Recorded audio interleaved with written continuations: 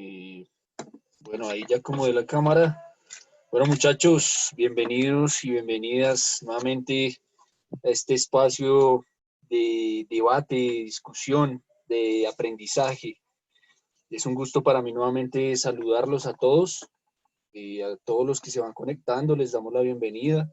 Saludamos por ahí a Mauricio, ¿no? Mauricio, buenas, ¿cómo estás? A Daniel, a Paola, Paola que ayer estuvo en la monitoría. Y ahí ya hay varios que se conectaron ayer a la monitoría de 2 de la tarde a 5, ¿no? Estuvo muy chévere, muy interactiva, la pasamos muy bien, los conocimos algunos pusieron cámara, no fueron tímidos, porque a veces uno como monitor, pues ahí como que solo mirando pantallas negras con letras color blanco, ¿no? Por allá vemos al profe Pianda con mucho ánimo aquí para agregar este espacio, pues su presencia es muy importante. Bueno, muchachos, entonces vamos a iniciar pues nuestra tutoría número ¿qué? Ustedes que son los inteligentes aquí, cuéntenme cuántas tutorías llevamos ya adelantadas mientras vamos iniciando. Nos dice por aquí Mauricio 9 tutorías. Bueno, vamos a ir viendo. Bueno, muchachos, yo por lo pronto voy a hacer tres indicaciones, con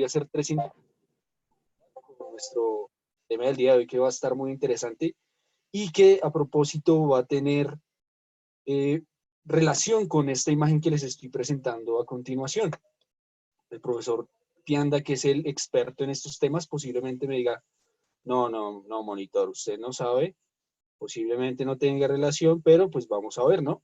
Entonces, por lo pronto, muchachos, tres indicaciones importantes.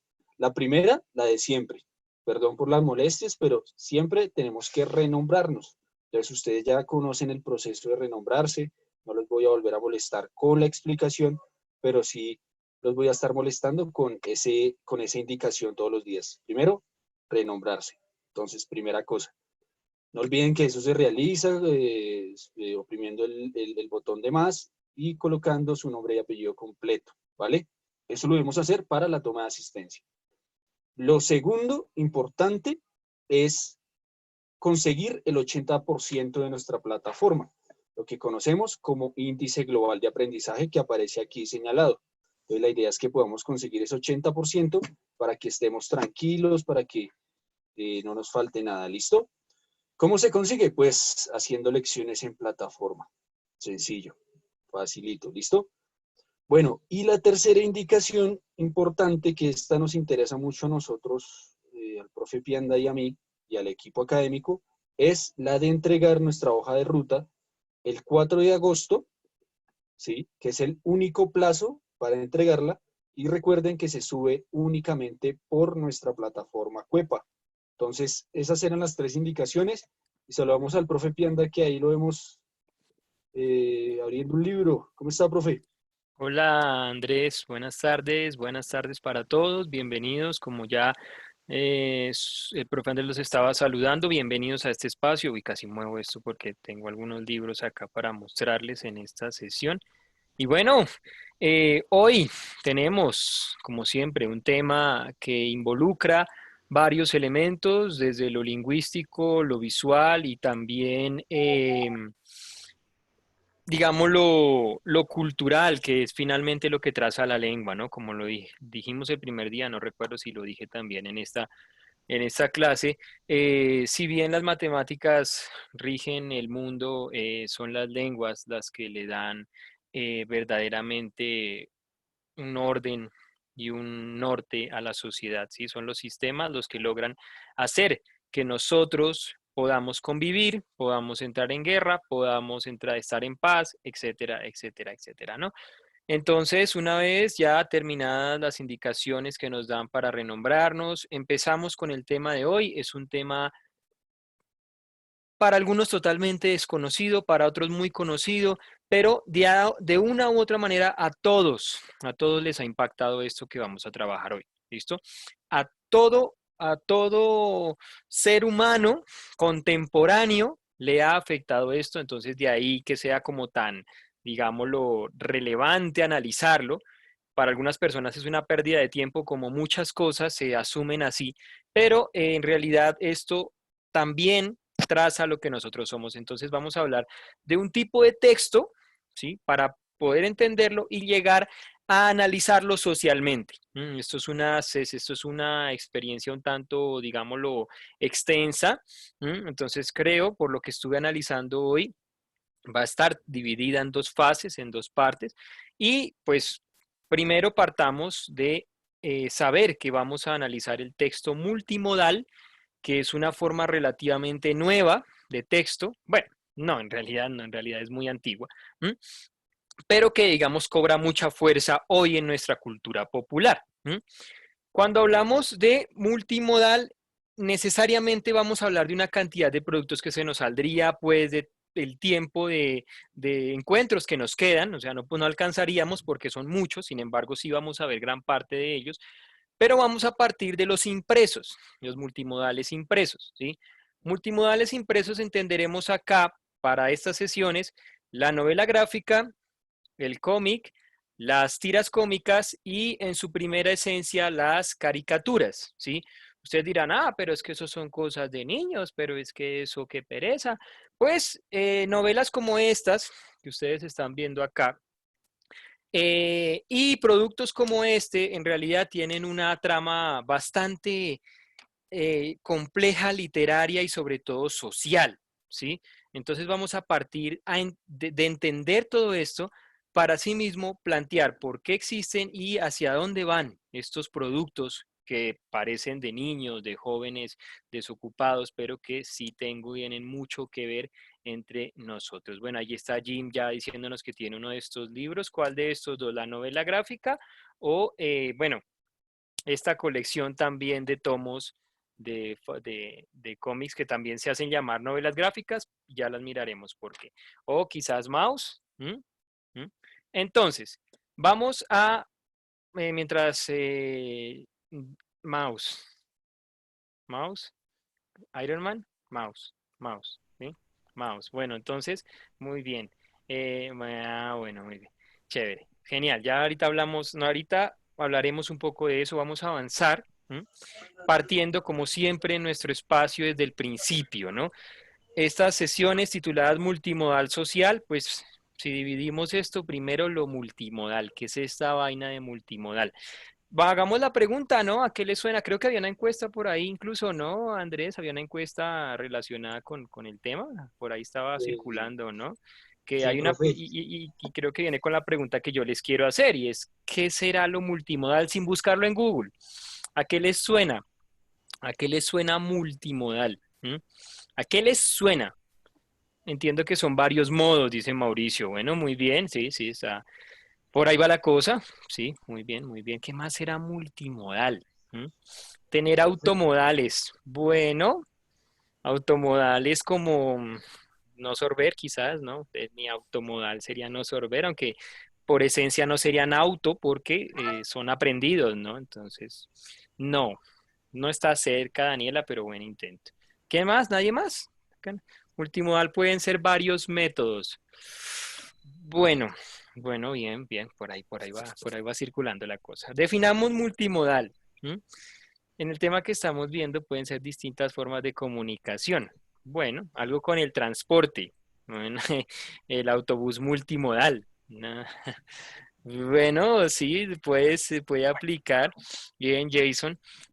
¿Alguien más? De pronto alguna idea abstracta que se les ocurra al escuchar la palabra multimodal? ¿Será que uno profe, puede yo decir que el pensaba, profesor es multimodal? profe, yo pensaba que era como una palabra de esos que utilizan los intelectualoides, un poco, ¿no? Como que dice eso con una chica y, uy, este man de quién está hablando. Y no, lo que pasa es que yo tengo varios aspectos multimodales, ¿no? Sería una doble redundancia en tanto varios y multimodales, ¿no? Digamos que lo multimodal, bueno, multi, varios, muchos, ¿cierto? Modal, modo, muchos modos, varios modos. Es la logística de uso multimodal, que son varios métodos de transporte, dice Andrés. ¿Será entonces multimodal también una palabra que podemos aplicar a la variedad de métodos de transporte en una ciudad? Por ejemplo, Transmilenio, sí, y algún día, si la vida nos permite verlo, un metro. ¿Mm? Eh, entonces, definamos multimodal, ¿sí? Multimodal. Significado de multimodal, rápidamente, lo multimodal o un texto, hablando de textos, ¿sí? Los textos multimodales se refieren a estas producciones que combinan dos o más sistemas semióticos. No se preocupen por la palabra semiótica, algunos ya la lo vamos a hacer más claro un poquito para todos ustedes. ¿Listo? Cuando hablamos de lo multimodal, ¿m? Nos referimos a esos textos que tienen en su construcción la capacidad de presentar varios modos, ¿sí? Ay, ¿quién me está rayando la pantalla para no calificarles las hojas de ruta? Ay, no me dejan ver, muchachos. Listo. Eh, entonces, estaba hablando de multimodal, que era multimodal. Son los tipos de textos que tienen varios sistemas semióticos, es decir, que aplican a varias formas para su contenido. Palabras más, palabras menos. ¡Ay, se me fue! Palabras más, palabras menos. Un texto multimodal, que es la definición actual del siglo XXI, podríamos verlo como esa combinación de lo visual, lo auditivo, lo gestual, lo espacial, lo lingüístico. Yo puedo tomar un texto y no solamente poner la hoja en blanco y escribir muchas palabras, ¿sí? No necesariamente tiene que ser eso exclusivamente un texto, no, sino que el concepto de texto se abre cuando la tecnología, la creatividad entran en juego y producen otro tipo de texto. Por ejemplo, eh, cuando hablamos de lo lingüístico, nos referimos a el vocabulario, ¿sí? La estructura de ese texto, ¿sí? Entonces, para que quede claro para todos, texto no va a ser solamente lo que está escrito en una hoja de papel o en una hoja virtual, como en una pared, no, sino que va a ser todo lo que se pueda leer. Todo lo que se pueda leer. Es una concepción un poco más amplia de texto para así poder entender que texto no es solamente ese trabajo que yo presento, impreso, que cosido, que en carpeta. No, ¿sí? No. Cuando hablamos de textos multimodales, aplicamos las posibilidades infinitas que cabrían en un texto. Entonces, yo puedo escribirlo, pero también puedo agregarle a esa hoja o a esa presentación un color, ¿sí? Un color específico a la letra. Yo puedo agregarle un estilo de letra muy específico. Yo puedo agregarle además a ese texto un archivo de audio. Ustedes dirán, profe, pero ¿cómo voy a coger un libro impreso y le voy a meter un audio? ¿Sí? Ah, bueno, ahí ya entramos entonces a darnos cuenta que estos textos multimodales requieren, ¿sí? De la tecnología. Adriana, pues, mucho texto. No, mentira, pero sí, sí, es que esta es una definición bastante amplia y yo haciéndoselas aquí más fácil. Pero gracias, revisen el concepto de Diana y nos vemos en la siguiente sesión. No, mentiras. Yo les hago una claridad de un poquito lo que Adriana muy amablemente nos está compartiendo, ¿sí? Porque está abarcando varias cosas que son interesantes y las vamos a ver ahorita. Entonces, tengamos presente que un texto multimodal necesita ciertos recursos especiales, digamos. Cuando hablamos, por ejemplo, de lo espacial, ¿sí? Nos referimos a que si fuera una presentación de PowerPoint, las dimensiones en las que ésta se presenta tendrían una, digámoslo, posibilidad muy diferente a las de un texto impreso convencional. ¿Me van entendiendo? Para ser más claros, un texto multimodal sería un libro ilustrado en el que hay una combinación de lo lingüístico con lo visual, es decir, imágenes y texto, una página web. Esa presentación que ustedes están viendo hoy es un texto multimodal, porque además de leerlo, ¿sí? Además de usar el sentido de la visión, también existe la posibilidad de que el color nos esté comunicando otras cosas, que el fondo nos esté presentando otras situaciones y que además está en un formato donde se le puede incluir audio, que en ese caso sería mi voz, Y además de eso tiene unas ciertas animaciones para pasar, para cambiar. Yo no sé si ustedes lo han notado, pero cuando uno pasa la diapositiva, se hace de una forma difuminada, ¿sí? Hace un fade out y vuelve y aparece otra. Eso hace parte de los textos multimodal. ¿Listo? Entonces, véanlo de esa forma.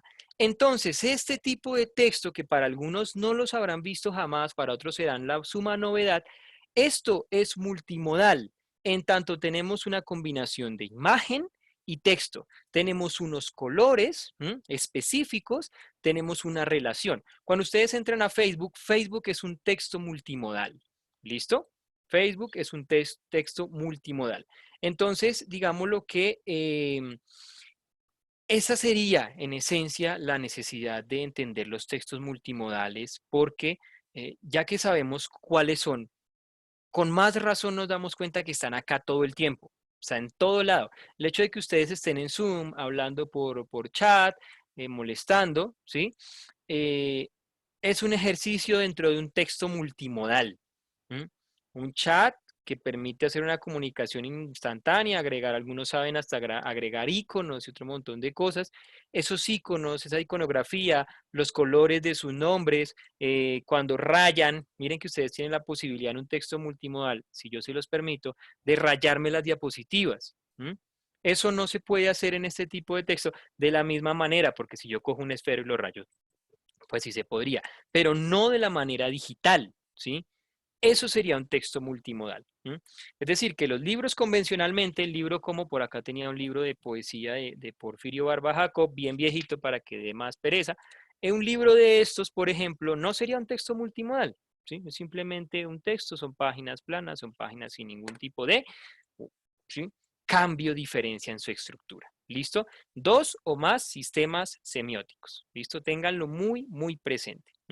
Cuando hablamos de sistemas semióticos nos referimos a la lengua, a lo que use los sentidos, ¿sí? Por ejemplo, en los libros para niños, si ustedes tienen hermanitos o hijos o primitos, les regalan estos audiolibros, que son libros que se abren y vienen con la bocina y pueden escuchar todos los sonidos de los animales o conversaciones. Eso es un texto multimodal. O que ustedes lo abran y se desplieguen en cartón las figuritas. Los han visto, me imagino, ¿no? Los han visto. Entonces, eso es multimodal porque ya trasciende de esto y nos implica hacer otras cosas. Entonces, yo puedo tocar las figuritas, puedo verlas en diferente perspectiva, no me limito solamente a las letras. Aquí hay una siguiente encuesta, ya ahorita hablaremos de ella, ¿cierto?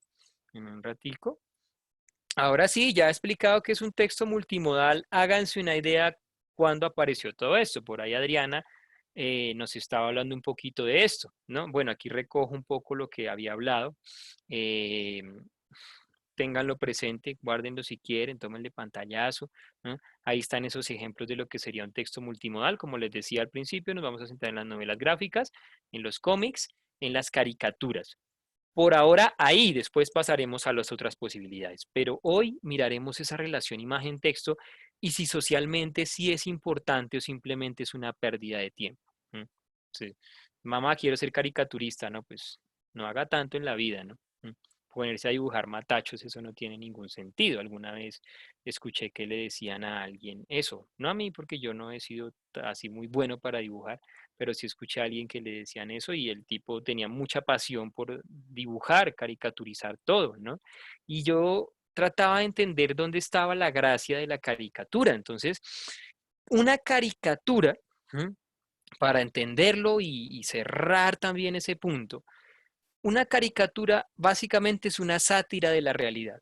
¿Listo? Una caricatura es una sátira de la realidad. Parece no ser objetiva y en sí no lo es. Si ustedes se acuerdan, fíjense que estas clases están bien conectadas para que no digan que es que yo me las saco del bolsillo y las presento. ¿Se acuerdan que vimos el arte, ¿no? En una expresión maravillosa, vimos esos grafitis brutales con todo ese juego de color y mejor dicho, y vimos a Da Vinci por ahí, ¿no? Y vimos a Miguel Ángel y todas esas obras perfectas, ¿no? Y uno mira las caricaturas como las que estaban ustedes viendo ahí y ustedes miran esas ratas, pues, pues uno les ve la forma de ratas, pero a la hora de la verdad una rata ni tiene esos ojos, ni tiene esas orejas así tan raras, ni sí, ni el pelo no es así. ¿m? Entonces, ahí hablamos de que no son objetivas, ¿sí? En la estética no son objetivas. Por el contrario, son un reflejo irónico. ¿M? Pero eso no es de gratis. Las caricaturas hasta el día de hoy, ¿sí? Entonces aquí hay que hacer una diferencia de lo social y del entretenimiento. Vamos a ir primero al entretenimiento para poder entender después lo social. Las caricaturas analizan un problema. Yo con una caricatura puedo analizar un problema, hacer una reflexión dentro del mismo, ¿sí? Y además de eso, ¿m? Puedo yo reinterpretar el fenómeno de lo que pasó. ¿Listo? Listo, listo. Ténganlo muy, muy presente en este punto porque las caricaturas son la base para todos los productos que ustedes consumen hoy, en su gran mayoría audiovisuales, ¿sí? Audiovisuales. ¿M? Entonces, partiendo de esto, ustedes conocen a este personaje matador, lo han escuchado, que lo iban a censurar. Aquí los fans del Centro Democrático y del presidente Duque estaban indignados, ¿no? Que porque le habían hecho dibujado al marranito y que no, que había que censurarlo. Entonces lo denunciaron al tipo, ¿no? Querían darle su canazo por andar de payaso dibujando, ¿sí? Al títere, digo, al presidente Duque. Con naricita de marrano, ¿no? Entonces, qué problema tan berraco. Y el caricaturista casi se lleva su canazo, pero afortunadamente existe algo que va a trazar las caricaturas y es la libertad de expresión. Las caricaturas son muy viejas, son viejísimas, esto es viejísimo. Esto los egipcios lo hacían, ¿sí? Sí, todo lo hicieron los egipcios, todo lo hicieron los griegos. Sí, sí, curiosamente, esto lo hicieron hace mucho tiempo, esto lo hicieron los indígenas nuestros, pero no bajo el concepto de caricatura, ¿sí? Nuestros antepasados nos dijeron, voy a dibujar una caricatura, entonces se sentaron y no, ese concepto es tardío. ¿M? Lo que sucedió es que los humanos en su esencia y su principio pues están conectados con todo lo que les rodea a nivel natural y a nivel social. Aquí en lo precolombino tenemos figuras que son exageradas en su diseño, ¿sí? Posiblemente el mismo que dibujó esta pieza, que hoy en día pues es una pieza de tradición histórica, ¿no? Pero si ustedes le miran la boca, tiene unos dientes dibujados un tanto quizás exagerados, ¿m? Igual que la combinación de forma animal con forma humana, ¿sí? Entonces vemos que tiene piernas, está parado como lo haría un Homo sapiens, ¿no? Pero tiene una forma de rostro exagerada. Puede que sea un hombre con una nariz muy puntuda, pero más bien parece un animal, ¿no? En Egipto hay papiros donde aparecen personajes importantes de la época, faraones, burlados en sus tronos con caras de animales que pues no correspondían a los dioses, ¿sí?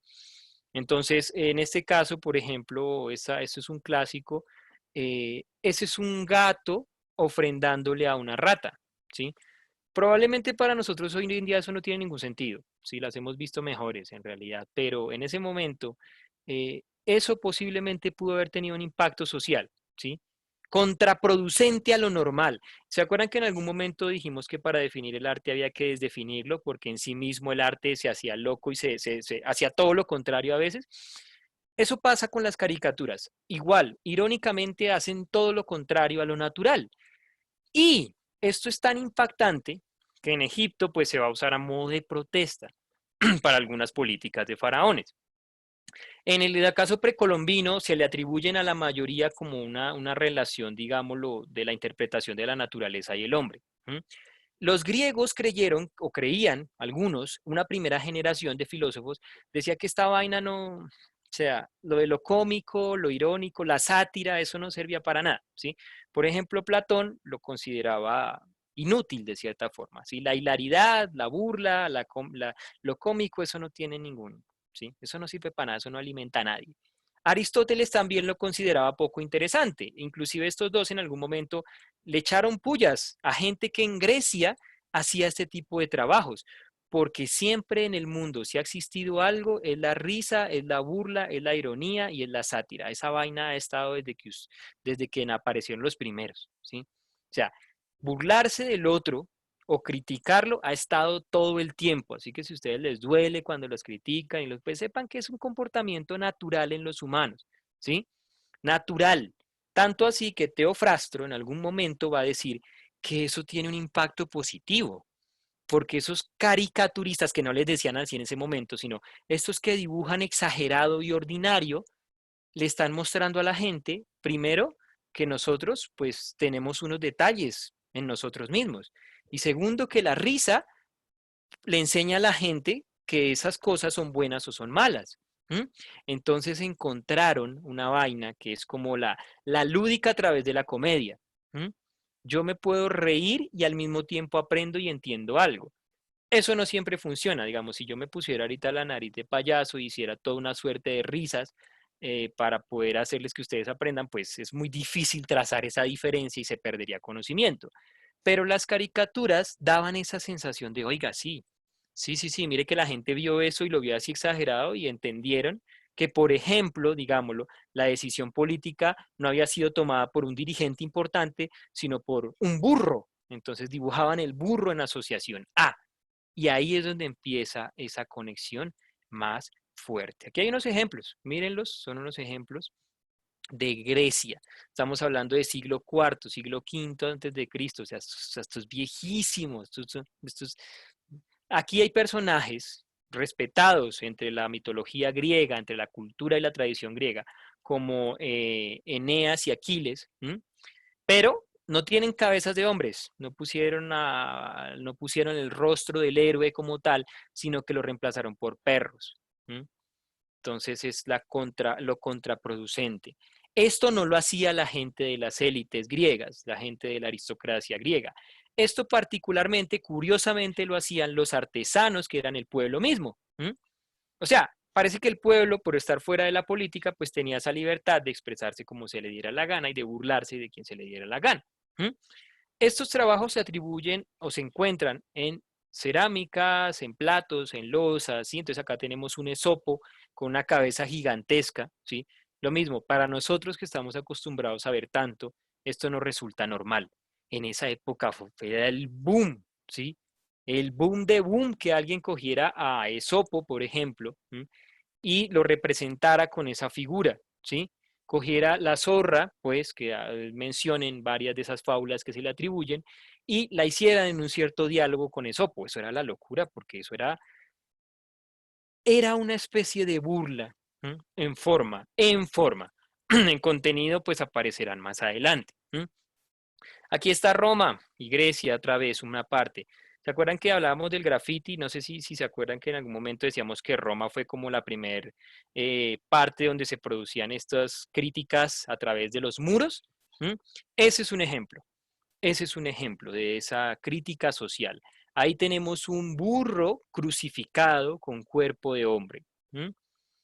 Ustedes dirán, bueno, no lo entiendo, ¿sí?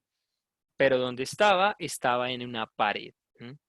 Lo mismo, las decisiones políticas, sociales, plasmadas en una pared, de esa forma, eran un impacto, primero gracioso, segundo muy creativo, demasiado creativo, y tercero, prácticamente inolvidable, ¿sí? Porque esa ironía generaba gracia y lo que genera gracia, desgraciadamente a nosotros no se nos olvida, ¿sí? Lo que nos hace mucha gracia, difícilmente lo olvidamos. A la derecha ustedes ven una caricatura que fue realizada en bronce, si ese es como el boceto, pues a blanco y negro. ¿Ah? Aparecer era una forma de mono, de simio pequeño, con el rostro de un romano, como le llamaríamos, típico en apariencia, ¿no? Cliché, como se le dice, así con sus crespitos y su barba. Parece que fue una forma de representar cómo vivían algunas personas, ¿sí? Digamos, lo tosco de la vida de esas personas. Es lo que se le atribuye, porque esto es siglo tercero después de Cristo, esto también es viejísimo. Pero esas son muestras vivas de que ya alguien estaba burlándose, pero no burlándose porque sí, sino burlándose desde el aspecto donde yo puedo entender y decir, este tipo, por ejemplo, voy a tomarlo en la política porque es del canal directo, ¿sí? Este tipo decidió sobre esto, pero esto no era así, yo no me siento conforme, ¿sí? ¿Cómo hago? Entonces, este tipo parece tal y hago la analogía, hago la relación y lo plasmo.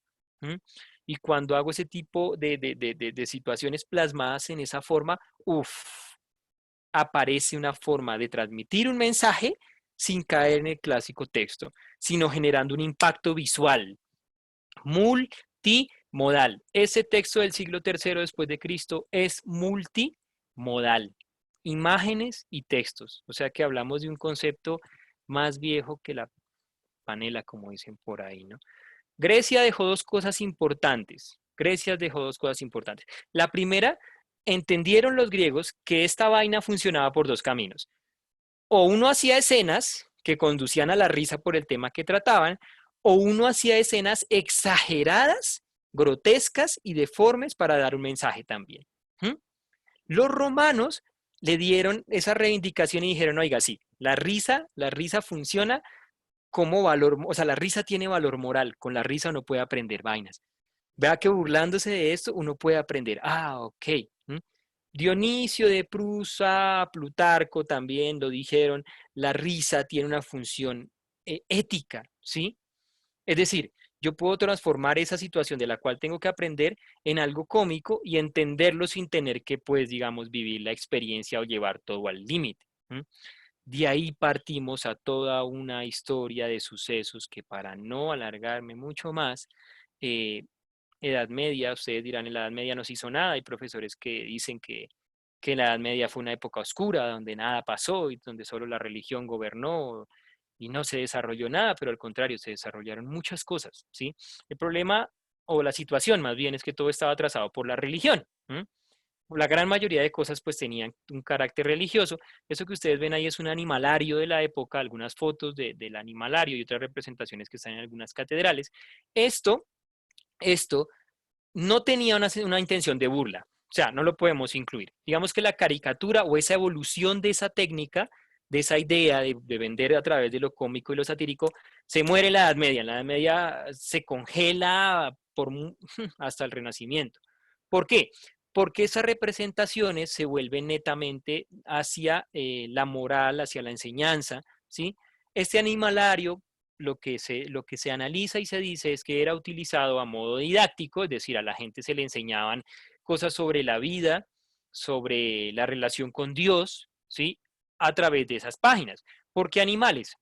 Porque la tradición de la Edad Media consideraba que los animales simplemente tenían una intención didáctica en la tierra. Es decir, para la iglesia los animales habían venido simplemente como una obra de Dios para que nosotros aprendiéramos de sus habilidades y sus defectos y no fuéramos como ellos. ¿Mm? Entonces, bajo ese carácter se utilizan los animales para enseñar ciertas cosas, ¿sí? Algunas bestias, digámoslo, mitológicas de la época, pues también se representan en este animalario, como por ejemplo eso. Se me olvida el nombre ahorita de este personaje, se me olvida, este sé que es un sátiro, pero este se me olvida, creo que es se me va el nombre. Pero esos personajes que ustedes ven ahí con estas formas, se cuentan dentro de este proceso porque posiblemente esas personas que lo estaban haciendo veían una relación muy antigua, como la precolombina que hablábamos, o la griega o la romana, en los animales y los hombres, ¿sí? Si bien no era una relación satírica, gráficamente en la estética, era una relación válida, interesante, muy llamativa. Edad Media sí pasaron cosas y esta es una de las muestras, un animalario que servía para digamos, aprendices, tanto religiosos como aristocráticos, aprender un poco de las costumbres y situaciones que debían tenerse en la época. Eso hasta ahí, hasta ahí. En la Edad Media se congeló esto, pero viene el Renacimiento. Brutal, brutal el Renacimiento. Ustedes se acuerdan que vimos a Leonardo da Vinci, ¿cierto? Lo mencionamos, ¿no? Mencionamos su trabajo con la Mona Lisa, cuando estábamos hablando del graffiti, que está en un museo brutal, da Vinci, ¿cierto? Miren lo que tenemos acá. Da Vinci va a recuperar un poco ese concepto de la exageración de los defectos, ¿sí? En este caso físicos, estéticos, de las personas, porque una de los conceptos que tenía Da Vinci era encontrar o establecer un canon de belleza, ¿sí? Lo estético, la belleza, a través precisamente de los defectos. Analizar con detalles esos defectos, llevarlos al extremo, podía ser una forma de belleza. Da Vinci, junto con otros personajes, no solamente él, porque siempre se le da crédito, no, otros personajes que van a ir más adelante, van a hacer este ejercicio y ahí va a cambiar la historia de la humanidad en términos de la caricatura. ¿Mm? Estos son trabajos de Da Vinci, que estaba acostumbrado, o bueno, que nosotros estamos acostumbrados más bien, ¿no? A verlo como una especie de perfeccionista, ¿no? Buscando esos detalles, buscando esos rasgos delicados, ¿no? Haciendo todo este trabajo. Estas son caricaturas, bocetos de caricaturas diseñados por él. ¿Mm? Ahí los ven ustedes, son alternos y diferentes a lo que estamos acostumbrados a apreciar de Da Vinci, pero son productos también de él. ¿Mm? Profe, Señor. tenemos por aquí una participación de Kevin Santiago. Kevin Santiago, tienes la palabra ahí para que nos preguntes qué dudas tienes al respecto de lo que nos está explicando el profe Pianda. Pues ahí ya tienes habilitado el micrófono. Bueno, esperamos ahí a Kevin mientras pues analizamos. También es interesante, profe, añadir a lo que usted estaba diciendo. Tal vez uno podría decir que Da Vinci tuvo algunos trabajos relacionados con la anatomía, en donde hacía pues, unos dibujos muy interesantes. Y en esos dibujos también se hicieron algunas descripciones que antes no estaban del conocimiento anatómico, ¿no? Y eso tiene también tiene que ver con ese ejercicio de los textos o del lenguaje multimodal, en donde se vinculan varios lenguajes que finalmente tienen una relación y que finalmente, en este caso de Da Vinci, querían expresar algo. Entonces, eso es interesante también verlo en ese sentido. Entonces, no, Kevin no quiso participar, entonces continuemos, profe. Estamos escuchándolo atentamente. Vale, entonces llegamos al punto, estamos hablando de Renacimiento, o sea, hablamos aproximadamente del año 1500, 1600, ¿sí? Hasta el periodo de la Ilustración, ¿no? En ese periodo, 1600 aproximadamente, finales del 1500, esto que había hecho Da Vinci, pues obviamente junto con muchos de sus otros trabajos, ¿no? En este punto, varios aprendices de esta idea de Da Vinci en Italia, ¿m? Siguen trabajando con esto, siguen trabajando con encontrar esos rasgos físicos de las personas y entender en ellos una cierta belleza, ¿sí? Si ustedes están viendo el boceto del centro, ¿m? Es un boceto que exagera los labios, la nariz, la forma de la papada, ¿cierto? En general la forma del rostro. Se darán cuenta que a pesar de esa exageración, sigue siendo, es hermoso en cierta medida, ¿sí? Es perfecto, tanto como el de la izquierda, tanto como los de la derecha, ¿sí? Uno no dice, qué man tan feo y qué vieja tan fea, sino uno dice, sí, sí, está exagerada, entonces la barbilla hacia arriba, pero, pero es particular apreciar esto. Ese ojo que aprecia eso, ¿m? Se fue en la mano de muchos italianos y ahora sí llegamos a la palabra caricatura como tal, ¿sí? Caricatura. Aníbal Carracci se le atribuye este concepto de caricatura porque lo escribió en uno de sus bocetos. ¿Sí? Este, esa palabra, la etimología de esta palabra, es del italiano caricare, que pues traduce como rasgos exagerados, ¿sí? Caras exageradas, ¿no? Y este Carracci decía que precisamente había un placer, ¿sí? En retratar las formas alteradas sin perder, fíjense que esto es lo más importante, sin perder la esencia de ese modelo o de ese personaje que se está intentando retratar. Ahí está el truco de la caricatura, Carracci lo define en todo su esplendor. ¿Mm? Resaltar, exaltar la forma de sus rasgos sin quitar el parecido, lo que ese personaje es. ¿Mm? Con eso, con eso, de ahí para allá tenemos una expansión de este trabajo. Ahora sí podríamos hablar de caricaturistas o dibujantes de lo exagerado. ¿Mm? Y esto se va a expandir a nivel social. Esto se va a llevar al plano social, sobre todo en países como Suiza, como Francia, Francia que con toda su historia de conflicto político, social, pues va a utilizar obviamente la caricatura como una forma de representar esas situaciones donde los políticos, donde la aristocracia atentaba contra el pueblo. ¿Mm? Esto va a tener un carácter social muy fuerte. Claro, era una forma de burla, pero al mismo tiempo era una forma de mostrar la historia. O sea, fíjense todo lo que maneja esto en un solo plano. ¿Mm? Todo esto lo que maneja en un solo plano. Estos personajes que ustedes ven acá son representaciones francesas y suizas de políticos de la época, de situaciones que se daban y que involucraban un contexto netamente social. Si bien yo podía tener una caricatura de retrato, hay un momento donde Europa las va a usar netamente para exponer los problemas políticos, la vida de las personas.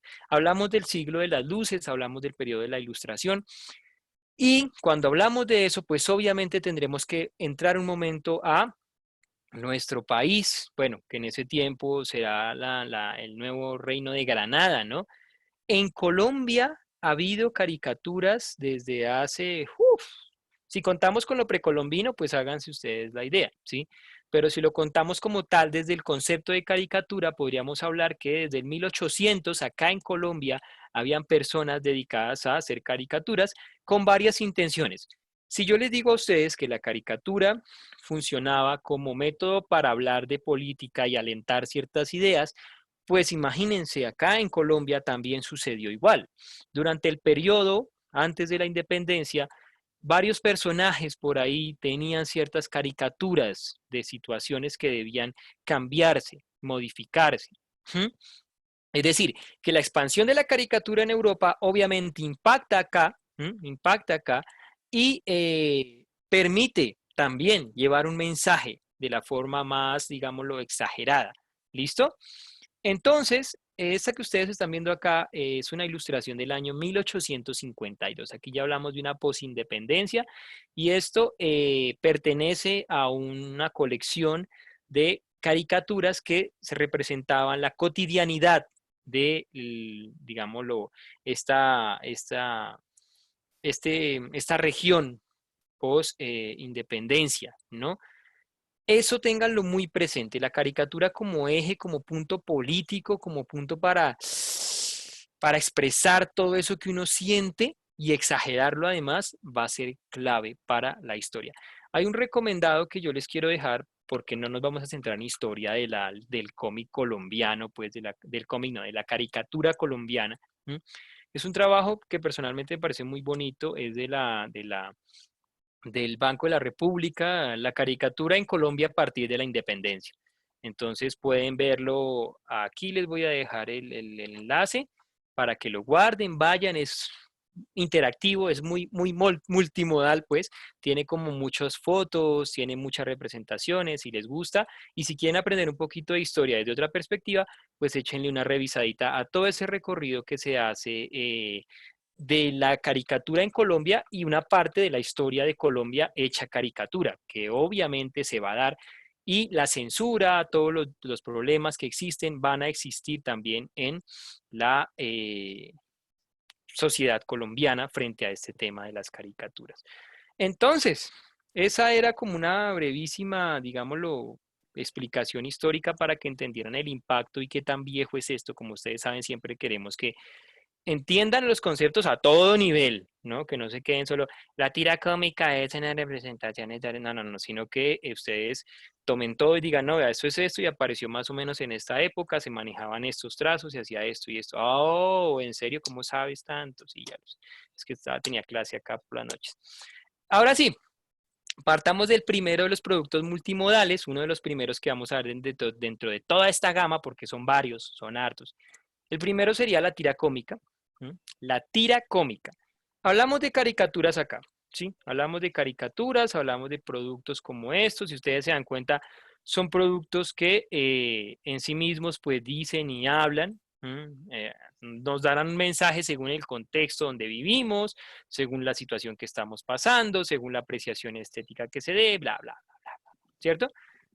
Cuando hablamos de una tira cómica, por tira cómica, ¿sí? ya nos referimos a un conjunto o a una unión de caricaturas con un mensaje específico, ¿sí?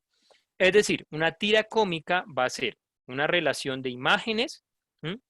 En secuencia o no, ¿m? Que nos intentan retratar también un aspecto social, ¿sí? O simplemente una vivencia de un personaje. ¿M?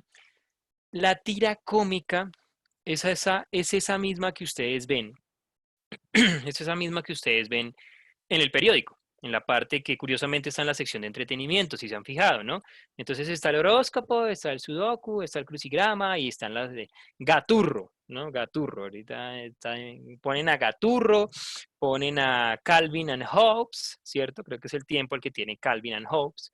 Eh, esas tiras cómicas, ¿m? Esas tiras cómicas son viejísimas, son muy viejas también, más o menos desde la aparición de la imprenta y anteriormente ya se podía decir que había una caricatura, una tira cómica, perdón. ¿Por qué se incluyen en los periódicos? Resulta que la información, en el afán de los informantes y creadores de periódicos, pues por así decirlo, generar como diferentes pautas publicitarias, diferentes formas de contar algo, pues se dieron cuenta que este ejercicio de la caricatura podía incluirse en una página de periódico. Entonces estamos hablando de principios del 1800, o sea, ¿hmm? Con la llegada de la imprenta, esto se hace súper práctico, se vuelve muy práctico. ¿Hmm? Entonces los periódicos van adjuntando pues una caricatura. Después alguien, y esto es más como hacia la leyenda, ¿hmm? Esto más bien es hacia la leyenda, eh, lo digo leyenda porque pues, eso es algo que dice la gente. Hubo un personaje, no les voy a decir el nombre, hubo un personaje que se paró a espiar a otro, saliendo y entrando de un banco todo el tiempo, y pues el tipo hacía imágenes de ese ir y venir, lo retrataba. En un momento, con el pasar de los días, se dio cuenta, cuando miró todas las imágenes que había hecho, que se podía contar la historia del tipo, ¿sí? En lo que le pasaba, porque salía un día y se tropezaba, otro día salía y se encontraba con alguien, Se dio cuenta que, oiga, con estos cuadritos yo podría ponerlos así, podría organizar, podría contar una historia. Entonces, ¡ay! Sí, dicen que ese ejercicio fue el que permitió que se diera esa idea de tira cómica, esas viñetas que llamamos, ¿no? Viñetas. Las primeras de Yellow Kids en 1894, es una tira cómica que apareció en un periódico neoyorquino, es ese personaje que ustedes están viendo ahí, bastante feo para nuestra, bueno, para mi gusto ya, para el ojo que uno tiene contemporáneo, podría dar hasta miedo, ¿no? Los ojos todos separados y chiquitico y todo orejón. Con ese cáliz, porque además era bebedorcito. Era un personaje, era una caricatura que se volvió tira cómica con el pasar del proceso, ¿sí? En el periódico. Y como tira cómica, pues contaba sucesos cotidianos era de risa, era algo de comedia, era así. Después aparece Max and Maurice, miren la fecha, 1865. O sea, había alguien intentando, o sea, dedicándose a dibujar, como dirían por ahí a dibujar matachos, ¿sí? Matachos con una sátira, una ironía política, eso era Max and Maurice. Luego aparece Los Chicos del Capitán, ¿sí? Los Chicos del Capitán es alguien que algo por ahí dijo que Condorito, si por ahí estaban tomando ejemplos, todos esos ejemplos que están ustedes mencionando, Garfield, Condorito, todo esto, en algún momento partieron como tiras cómicas, Mafalda también, y igual que Los Chicos del Capitán en 1897, habían escrito tantos, Dirks, que es el creador, había escrito tantas de estas vainas que se dio cuenta que podía juntarlas en un libro. Dijo, oiga, pero yo puedo hacer entonces mi propia revista, había ya hecho tanto, yo los puedo meter en una revista y venderlos. Y aparece entonces una revista, el cómic como tal, el comic book, el comic book aparece.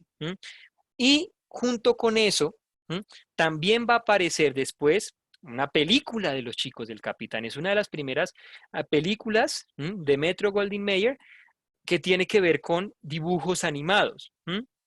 Los Chicos del Capitán. Aquí tengo unos ejemplos para que ustedes se deleiten pues con todo el tema. Ahí tienen un ejemplo de Calvin and Hobbes, ¿no?